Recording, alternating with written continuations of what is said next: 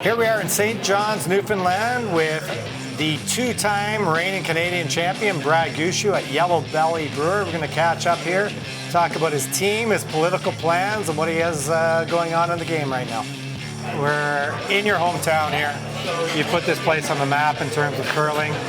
Yeah, throughout your junior career, all the way through men's with everything you've done. I'm glad you added for curling. Because yeah, I mean, no one cares about each other. Every bar I come to in town, oh, I know Brad Gushue, get in line. They don't let me in.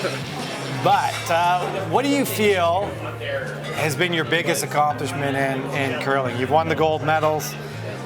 You've won 2 Briers. You've won a world championship. What do you feel is your biggest win you've ever had in your career? The easy answer is the Olympics in 2006.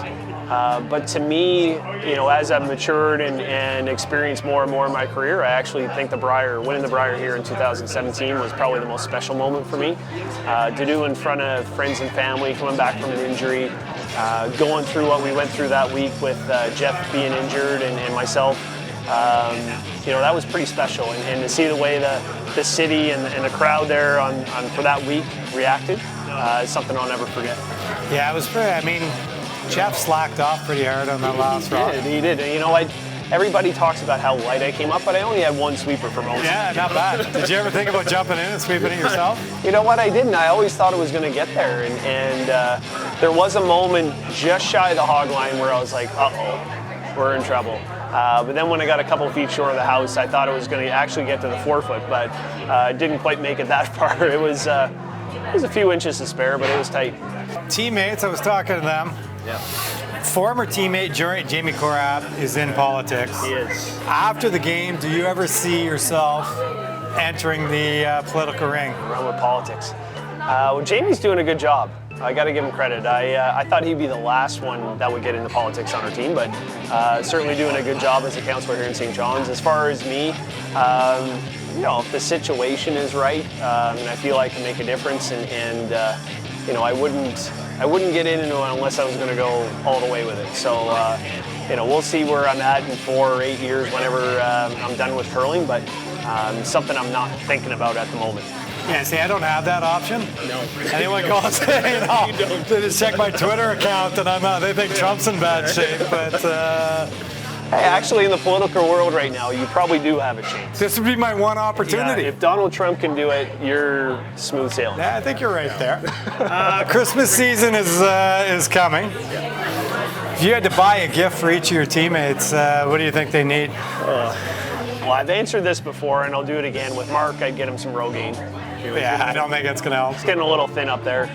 Brett, I get Brett a haircut. There's a lot of hair things here. He's got quite a nest there on top.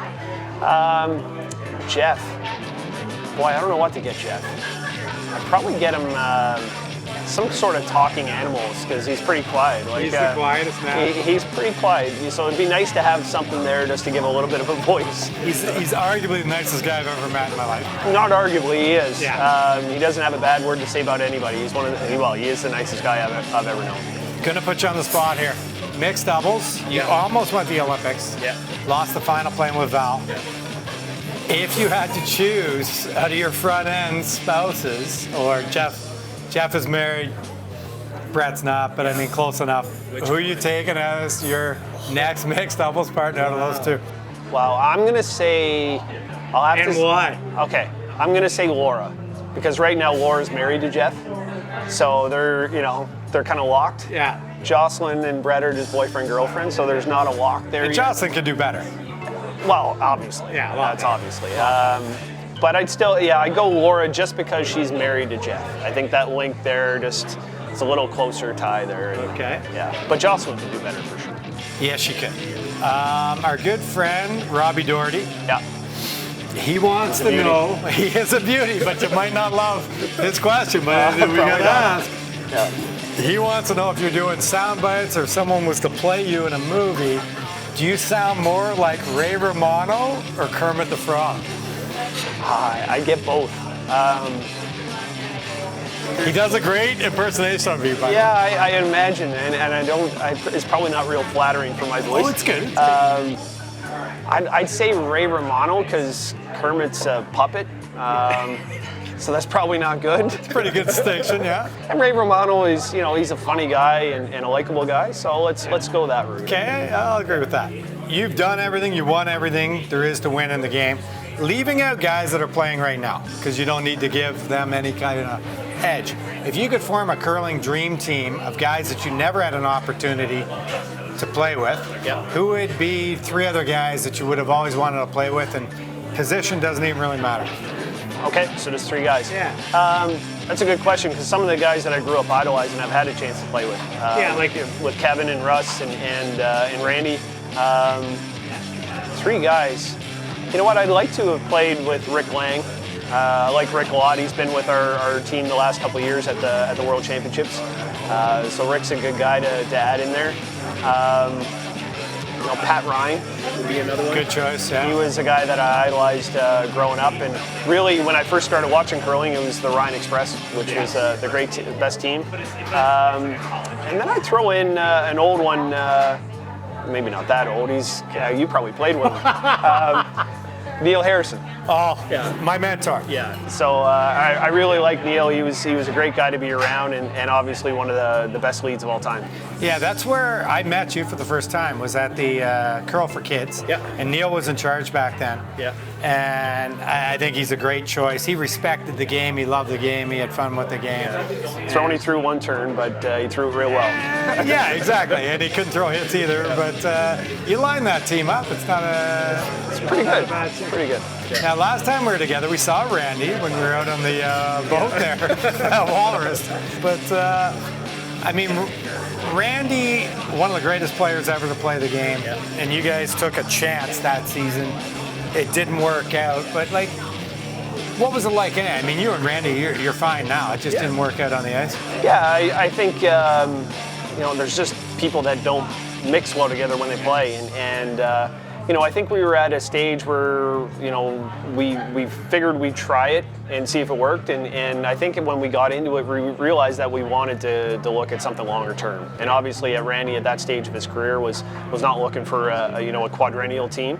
Was looking for a one-year thing. And when we got into it, we realized that that's the route we kind of wanted to go. And we made it to Christmas. Yeah. So almost half a season. Yeah, but I think that's really where the separation came from. I think we wanted to start building a team and growing towards 2014. Yeah. And that's where the separation was. Speaking of Christmas, out of all your teammates, current and past, who would play Santa Claus at a Team Gushue Christmas party? Well, Randy. Yeah. I was going to go Corab or Randy. I think, Jeff would be pretty good. Jeff's a pretty giving guy. Like he probably the most unselfish guy I've played with. Mark Ward would be another one. They'd be good Santa Clauses for giving, but as far as the aesthetic, it's got to go with the fur. It's got to be Randy. Yeah. I was told to ask you this by your second stone. Who has won the last couple of golf matches?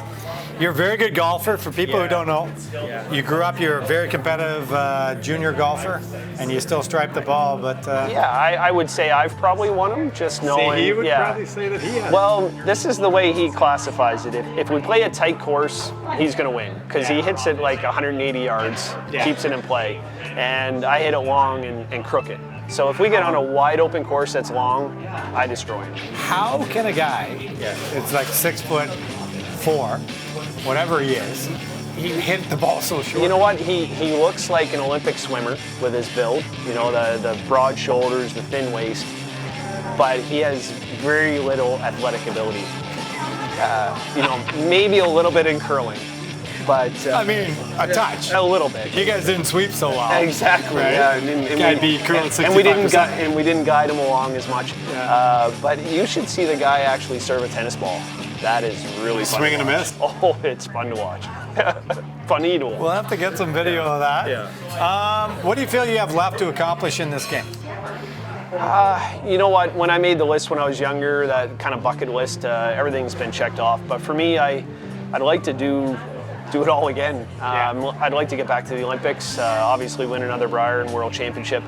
But really, it's just going out and competing week in and week out. At this point, if I retire tomorrow, my career's been pretty good. Yeah, it's been decent. But I don't feel like there's one item or one event that I want to check off. Really, it is, it's multiple items, just doing it over again. And to be honest, I feel like I'm kind of freewheeling it right now. Like I got nothing to lose, and if we go out and have a bad season, it's not going to take away from what I've been able to achieve over the last 20 years. And then you've got your kids. Yep. Do they play? How old are your kids? 7 and 11. So Marissa's 7, Haley's 11. Haley started playing last year, and she's really good. She's got a nice little delivery. The rock weighs just a little bit less than she does. Yeah. So getting it down the ice with some weight is a bit of a challenge for her, but she loves the game. She really got into it at the Brier here in 2017, and she follows every game. She knows more about events that she goes to with me, like when she goes to the Brier. She knows who's playing who, when they're playing, what their record is. She loves it. Brad, thank you so much for joining me this evening. And for more great curling content, please check out thegrandslamofcurling.com.